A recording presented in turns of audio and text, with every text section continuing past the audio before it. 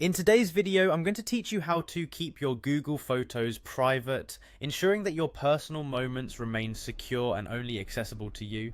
This process is simple, quick, and will give you peace of mind, knowing that your cherished memories are stored safely. So, let's dive in.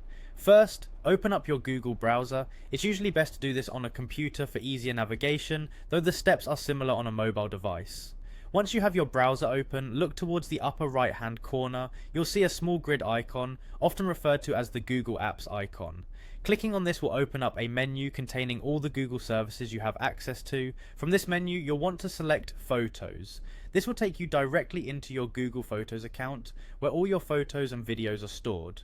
Now once you are in Google Photos, look for the locked folder option. This is a special feature that allows you to store certain photos in a more secure place. To find it, navigate to the settings or just look around the options available to you on the interface. Once you've clicked on locked folder, you'll be prompted to enter your password.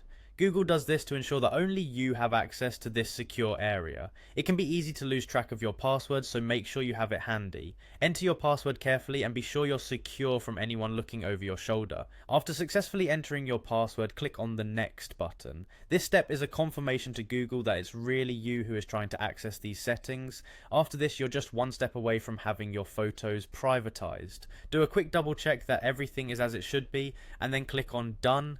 And there you have it, your Google Photos should now be more secure and private, with sensitive or personal photos stored away in the locked folder, which can only be accessed with your password. You can be confident that these memories are kept safe from prying eyes, while remaining just within your reach whenever you need them. Remember, privacy is crucial, especially with digital content. Regularly review your privacy settings to keep everything how you want it. Thank you for tuning in, and I hope you found this tutorial helpful. Don't forget to like, subscribe, and hit the bell icon for more helpful tutorials. See you in the next video.